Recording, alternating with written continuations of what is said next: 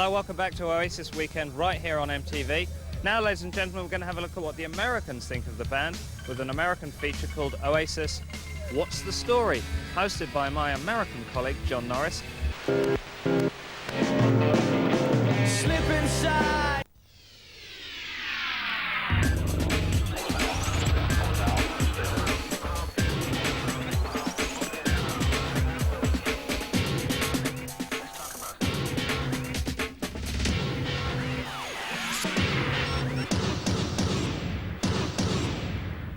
From hit-and-run gigs to big sellout stadium shows all across Europe, Oasis have become the success story of the 90s. But how did they get here? MTV News has followed the group every step of the way on their quest to become the biggest band in the world. Now, MTV News brings you the definitive story.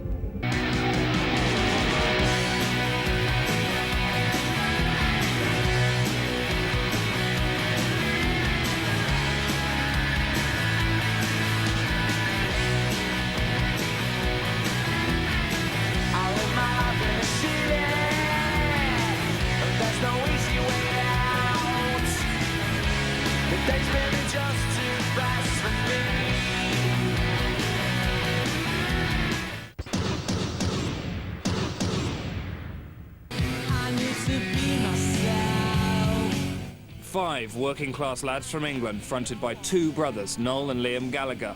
Oasis released their debut single, Supersonic, in April 1994 and began their assault on the world of rock and roll.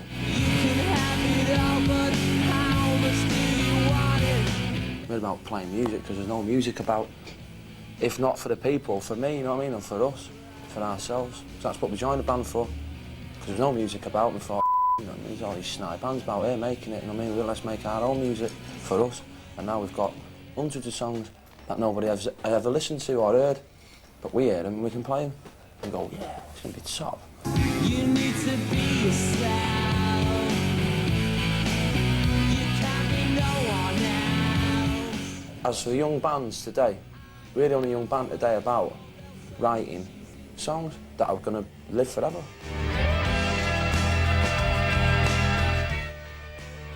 Soon being hailed by the media as something very special, Live Forever becomes the group's first single to reach the top 10 in the UK. We're getting wrote about because we're worth writing about, and the songs we're writing are good, and that is it. Definitely Maybe, the band's debut album, is released. Within a week, it has become the fastest-selling debut album in British history, selling 150,000 copies in 3 days.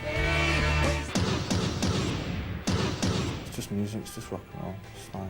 It's all the best bits of all the best bands that everyone loves, sort of all in one band. I think if anybody can ever sort of put a label on us, I think we're doing something wrong. You know what I mean?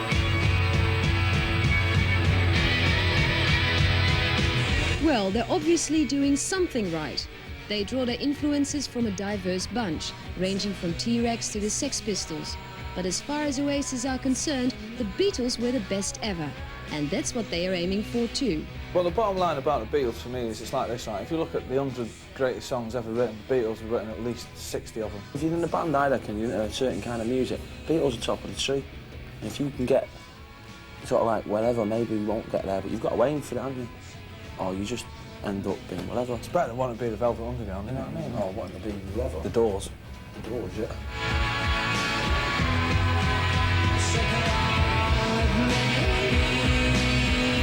Coming from Manchester, Oasis are quick to play down the obvious associations with the city's scene, which gave us the Smiths, New Order, and more recently the Stone Roses and Happy Mondays. It's definitely got something in the air, you know what I mean, that breeds good bands, do you know what I mean, and that is it. But all that stuff that went on 3 or 4 years ago, whatever it was, didn't mean anything to me. The only band that meant Stone Roses meant, that was it. They were just another band, they were just the next band from the Smiths. Maybe I just wanna fly, wanna live but don't wanna die. Maybe I just wanna breathe. Claiming to be the best band in the world, you can't deny that at least here is one band that truly believes in itself.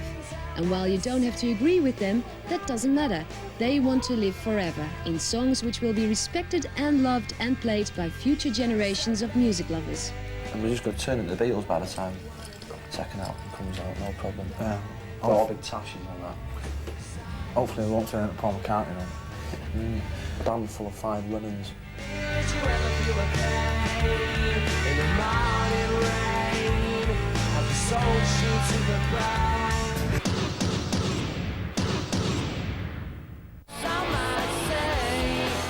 Some Might Say gives the group their first ever UK #1 single. But trouble is soon to follow as guitarist Noel unleashes an attack on rival British band Blur.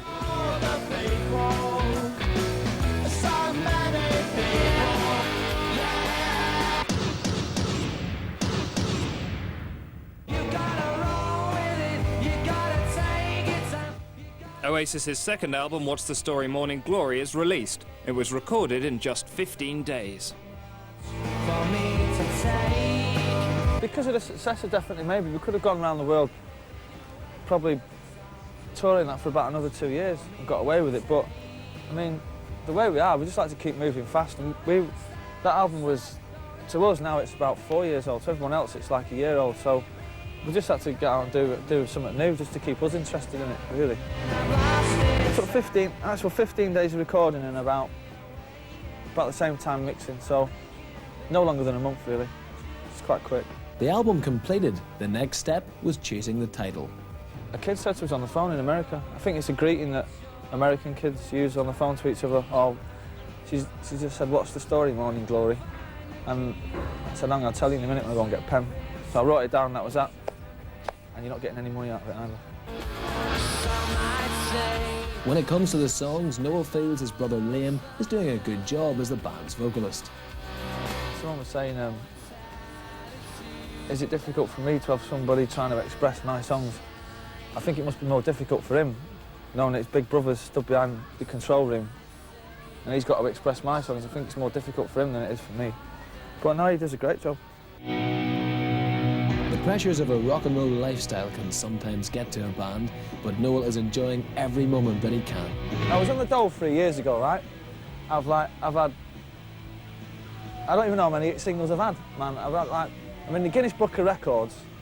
You know, I've been all around the world. It's like, pressure from what? I wouldn't swap it for anything else in the world, really. Well, maybe centre forward for Man City, but that's about it.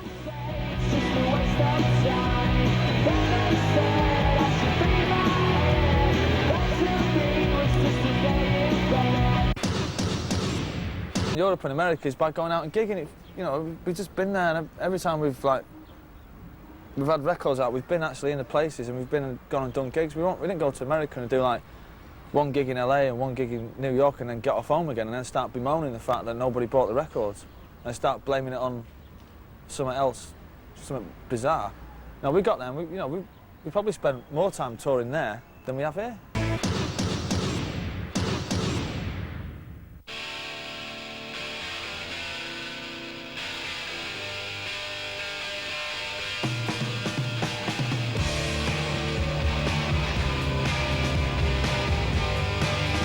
Biggest indoor gig in Europe ever. It's a piece of cake. Put that on MTV. Yeah! The Earls Court usually has seats in, you see, and the capacity is only about 13 or 14,000. We got a licence to take all the seats out. I thought when I saw everybody here, sort of the kind of crowd that was here, I thought it was going to be a bit more intimidating, but everyone's really friendly, so it should be good. Over 20,000 people have come to see Oasis perform live in London tonight, which means 30,000 pints of beer. Well, I drink 10 pints of lager myself, like. Countless cups of Coke and loads of hot dogs.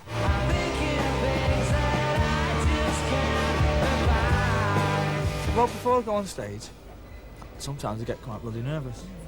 I don't know. I sort of get tired and start yawning, and then the time starts ticking really, really slowly. And then before you know it, you're walking off. No, I've never had stage fright. We always have our manager behind us with a big cattle prod like, get on there.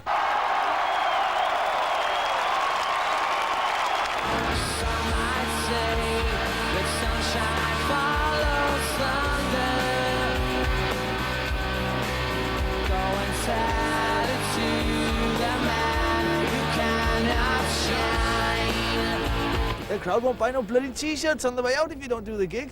Someday you will find me company for landslide in a champagne supernova. Just bought an Oasis football shirt. Backbeat, the word was on the street that the fire in your heart went out. And I'm sure you heard it all before, but you never really had a doubt. I don't believe that anybody feels the way I do about you now. But how much does an Oasis fan pay out to see the band live? £20 including ticket, and I'm willing to spend a lot more as well. £45. Altogether it'll be about £50–60 by the end of the night. But that's not too much, I suppose.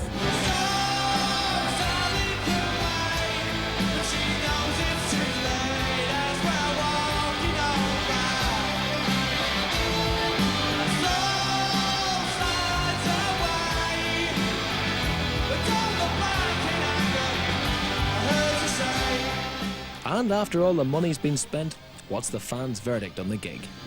That was the best concert I've ever been to in my life. Best band in the world, mate. Liam is a sex god. No, I love your eyebrows, they're sexy. Keep it up, Oasis, alright? Success. Confidence. Arrogance.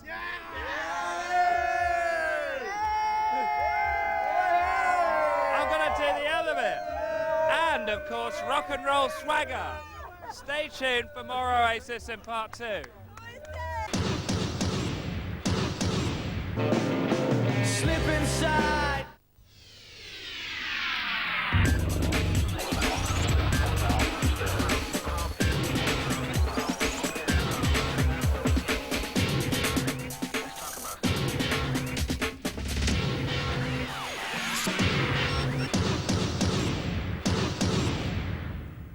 One thing that sets Oasis apart from other bands is their willingness to tour. And as long as they continue to reap the rewards and keep the fans happy, then that's fine with them.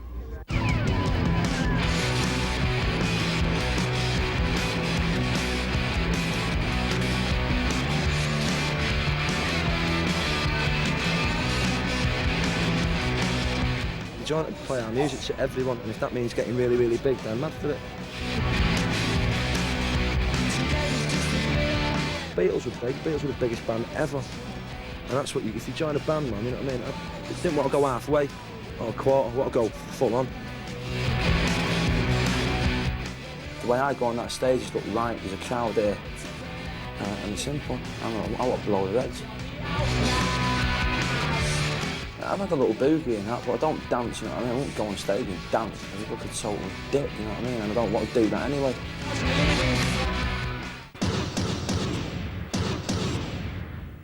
I heard Michael's going to give me a slap right in the face, so come on. Has-beens shouldn't present awards to Gunnabees. I put so much time and effort into the band in the musical side of things, and then all that gets written is about certain other people smashing hotel rooms up and stuff. That's the way it is in England, isn't it? You know what I mean? You know what I mean? Certain people from the press can have your hand up their arse and you still can't sort of get it out.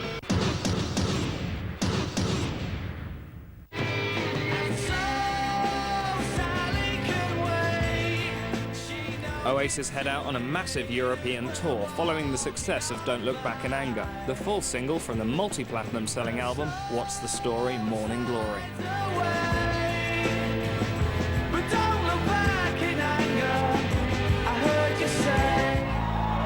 Good evening, ladies and gentlemen. We are Oasis from England. So how different is it touring now to when you were touring Definitely Maybe? We're doing different songs. We're doing songs we wrote. We're doing Definitely Maybe. We're playing Champagne Supernova. So that's how different it is. But more people, more money too. No, I don't know about that. No, I don't know. More people, yeah. Yeah, more people, bigger venues. Oh, just run it.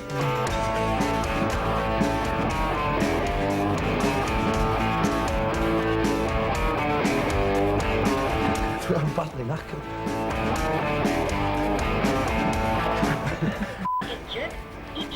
Got little gadgets like this, you see.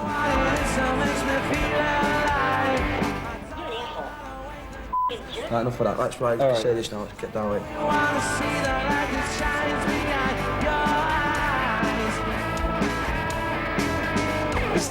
As the tour goes on and you sell more and more records and more people come to your gigs, do you find you need to be more disciplined than you used to be? No.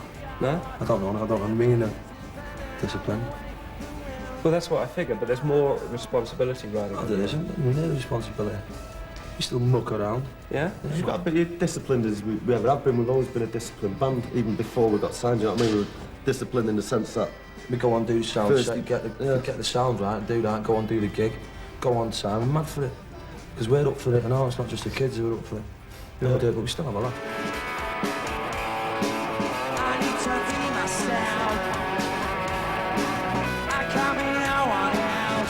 Isn't there a point at which touring so much is going to affect your ability to write songs and carry on with it? I actually said the very same question to my manager in the record company the other day, and they sort of laughed and went, "Ha, you'll be all right, because you're an old Gallagher, you see. You can do it standing on your head, can't you?" And I was going, well, yeah, whatever. Some might say the sunshine follows sunset. Go and tell it to the man who cannot shine. Lynn was saying you've written some new songs already. Oh, was he? Yeah. Oh, that's nice of him. And what would he know? Yeah, I think he was watching from the sidelines. Oh, right, was that right? Yeah. Oh, I'm surprised he didn't tell you that he'd written some new songs, which is usually his opening line. But, oh yeah, I've written a couple. Some might say we will find a brighter day. Who is the greatest rock and roll band of all time? The Beatles. Who's the second greatest? Oasis.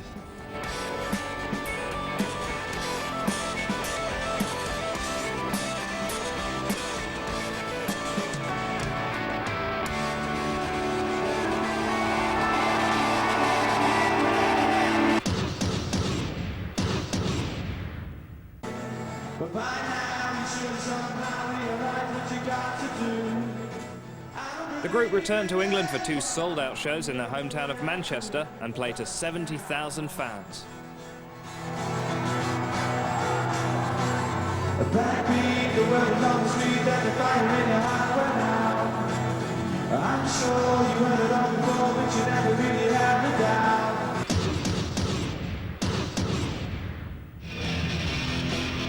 After their triumphant hometown gigs, Oasis announced their biggest concerts yet. 2 huge outdoor dates at Loch Lomond in Scotland. It sold out in less than an hour and fans came from all over Europe. So, do you feel like man of the moment at the moment? I feel like band at the moment, not man at the moment. Not really. Liam's man at the moment, isn't he? Because he's getting married or something. So, did you really find out about his forthcoming marriage to Patsy through the press, or the? I'd heard a rumour. I got asked the question by some journalist in the street. What did I think about Liam and Patsy? And I said I thought they were a boy and a girl. And then when I got to up to Birmingham where we were rehearsing, he told me he got engaged.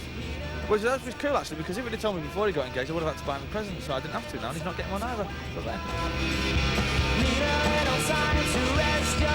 I've got to do some work here. Right, I'm waiting. All right, okay. He's going to have to grow up sooner or later. The law of averages says that he can't go on being a knob for the rest of his life. But you never know with the young lad, do you know what I mean? He's a law unto himself. Oasis! Oasis are the best band in the world! What's it like having thousands and thousands and thousands of people singing Wonderwall right back at you? What's that feel like? That's the whole reason of being the whole reason why I decided to be a songwriter and to write songs is so you know, for them to be enjoyed by as many people as possible.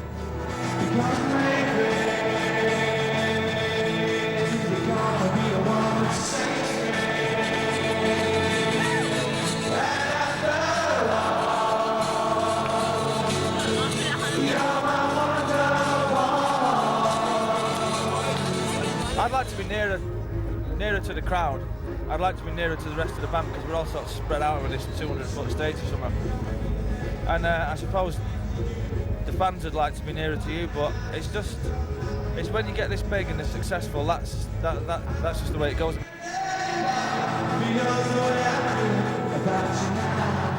Wonderwall at Earl's Court. Do you remember anything about that, Liam? About it? Do you remember it? What? Earl's Court? No, I don't remember nothing about it, no. I'm not meant to remember anything about it. There are many songs that I would like to sing for you that I don't know how. So, does Liam still wish he was you? Because I've been going through all your old press in the last couple of days. Not anymore, he doesn't, no. He's got his lovely wife to be, hasn't he? So, I don't know. And what's about the engagement ring? Tell us about the engagement ring. It's big and it's mine. All right. Why do you like Oasis? Why do I like them? Yeah. Well, apart from having the best rock and roll singer in the world, the best songwriter in the world, and you know, just being the best band in the world, is I know enough. As soon as we started off, before we had a single, we were like, we're going to be the biggest thing on the planet. You watch. And there's a few people like going, their old mouth, but you know, that's what we believed in. Yeah, we're going to get bigger. Oasis! Oasis! Oasis! Oasis! Is it funny walking around Loch Lomond and seeing enormous pictures of yourself everywhere? Yeah. Out of focus one. Yeah. All right. I'll give myself a kiss. Introduce yourselves then. I'm Kevin, I'm head of security for Oasis. And I'm Terry, I'm his understudy. What does doing security for Oasis involve? Basically organising a security event, making sure everything's taken care of for them, getting them up for sound check, keeping them fit in the gym. We've all been working out, we've all got personal trainers. Is that not sexy or what? That's my personal trainer, by the way. We've all been going to Hell Farms drinking carrot juice and lifting weights, as you can see. I mean, shit come out.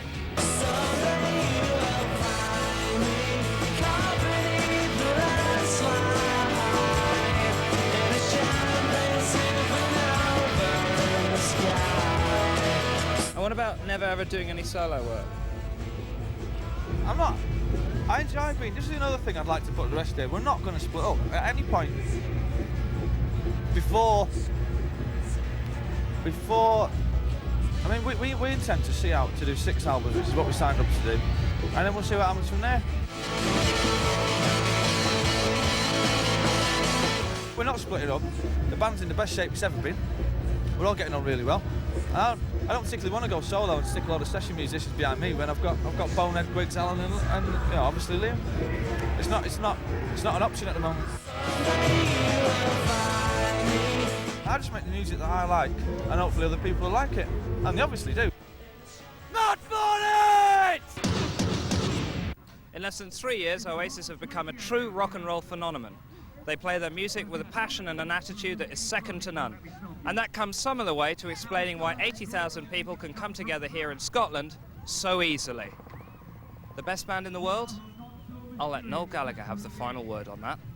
Listen, I've got £87 million in the bank. I've got a Rolls Royce. I've got 3 stalkers. I'm about to go on the board at Manchester City. I'm part of the greatest band in the world. Am I happy with that? No, I'm not! I want more!